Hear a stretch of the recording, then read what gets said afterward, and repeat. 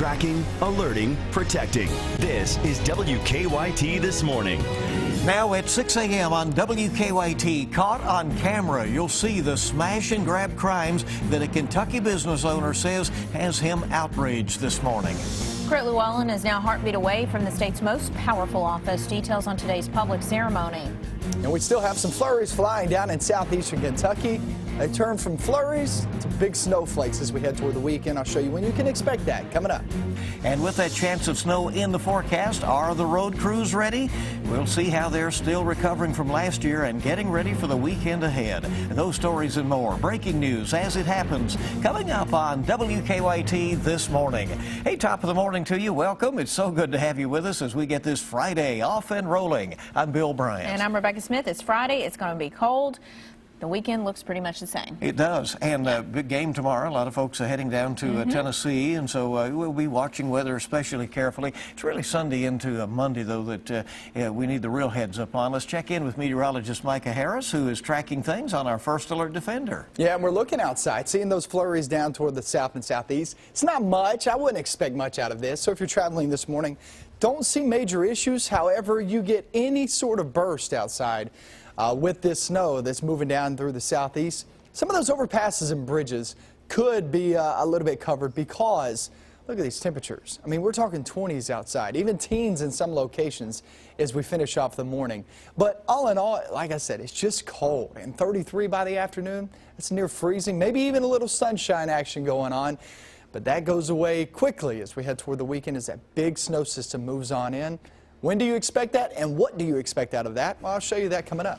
All right, Micah, thank you. And with snow in the forecast, you may be thinking about what kind of impact that could have on the roads this weekend and what preparations are underway. Yeah, and we've been checking it to see if state road crews are ready, and we've learned that they're actually still feeling the impact from last winter. WKYT's Whitney Watsell's live in Lexington to explain exactly how road crews are gearing up.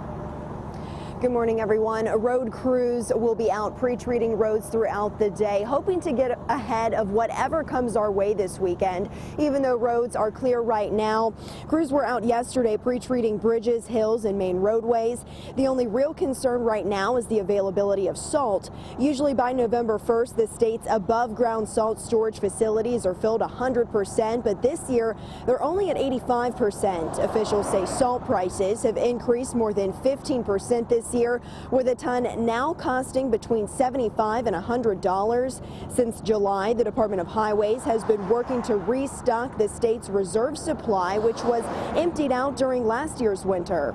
Typical stockpiles have been depleted drastically from the effects of last winter, and so it is making material very difficult to get right now. We'll do what we can to conserve material, plow as much as we can, especially during daylight hours, and trying to conserve as much salt as we possibly can.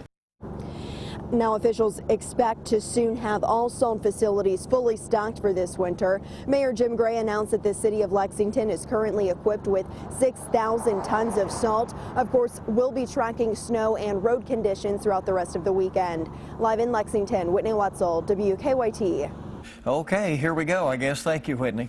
All right, so shocking crime update this morning. A man accused of plotting to kill his family is speaking out from jail. Ryan Champion's parents, sister, and a fourth person were shot to death inside a Kentucky home last month. WKYT's Mark Barber is at our live desk with Champion's jailhouse interview. Good morning, Mark. Good morning, Bill and Rebecca. Ryan Champion is talking about how he is being treated in jail and how he is being supported by friends. However, he isn't speaking about what happened on October 26th when his father, mother, and sister were killed. Champion has been indicted on 1 count of murder, 3 counts of complicity to commit murder, and complicity to commit kidnapping. Prosecutors say investigators believe Champion hired Vito Riservato as a hitman. The Commonwealth's Attorney Office says after Riservato killed Champion's family, Champion shot and killed him. According to the Commonwealth's attorney, investigators are still trying to figure out why Champion would want his parents, Lindsay and Joy Champion, and his 31-year-old sister, Emily Champion, dead. The 36-year-old is facing the death penalty. He's talking to WKDZ and WHVO from the Christian County Jail about the case that the Commonwealth is building against him. They decided to amend the charges made against me, which says a lot about their charges against me. The main thing is that their evidence is not as strong as they led everyone to believe. and is due back in court for an arraignment on December 10th. He's being held on a $5 million bond. From the live desk, Mark Barber, WKYT.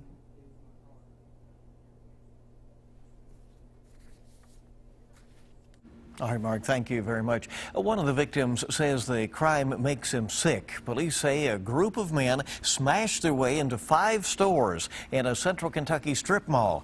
Take a look at this surveillance video from the Colony shops in Montgomery County. Police say the men broke open a cash register. Also, they smashed display cases and took whatever they could. The owner of one of those stores says watching the crime makes him furious. They got guts. It makes you mad inside. You wonder what's going through their head. To go through that much effort for this little that they actually got.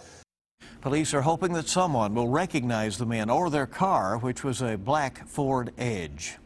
New this morning, we're tracking a crime alert after an armed robbery at a Kentucky business. Richmond police just released a surveillance picture of the suspect. They say this man had a gun when he robbed the subway on Lexington Road at around 9 o'clock Tuesday night. Police say the man's about 5'8" and in his mid to late 40s. The man in charge of a mine where an explosion killed nearly 30 people has been indicted. Don Blankenship used to be the CEO of Massey Energy. A federal grand jury indicted him on several charges, including conspiracy and fraud. Investigators say he helped violate safety standards at the Upper Big Branch mine in West Virginia. In 2010, an explosion there killed 29 miners. Well, the 56th Lieutenant Governor of the Commonwealth of Kentucky will be sworn in publicly later today. Crit Llewellyn is taking over for former Lieutenant Governor Jerry Abramson. He announced last week that he's taking a job in President Obama's administration. Now, Llewellyn was sworn in last night during a private event. Today's public ceremony will be at 2:30 at the Capitol Rotunda. We're working out logistics for streaming today's ceremony. Keep checking WKYT.com today. We'll have more details about that, and you can see that in Frankfort. All right, it's an exciting time to be a Kentucky Wildcats fan. The new basketball season begins tonight. And there's already a lot of buzz in the Big Blue Nation about next year because Coach John Calipari has picked up commitments from 2 very talented recruits. Kentucky. This happened last night. Skal Labissiere is 6'11" and from Haiti. Rivals has him as the number 3 overall pick. Moments later, point guard Isaiah Briscoe said he wants to be a Wildcat. ESPN rates Briscoe as the top point guard in the country. And the Wildcats open this season tonight against Grand Canyon. It's part of the Kaywood Ledford Classic. Tip-off is at 8 o'clock tonight at Rupp Arena, and you can see it on the SEC network. Apparently those new recruits moved Kentucky up to the #1 recruiting class for next year. So there you go.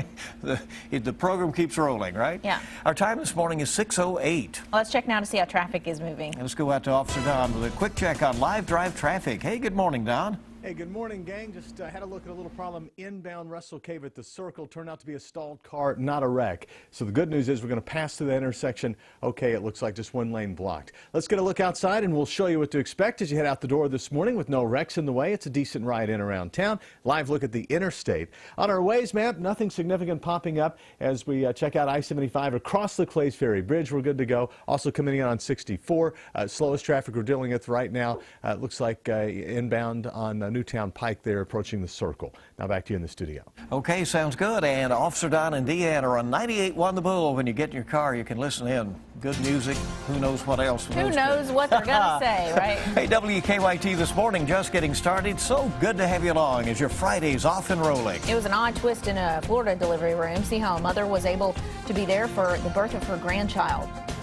We have some flurries down toward the southeast this morning, but as we go toward the weekend, these flurries turn into big snowflakes and maybe a big snow system. I'll show you when you can expect that coming up next.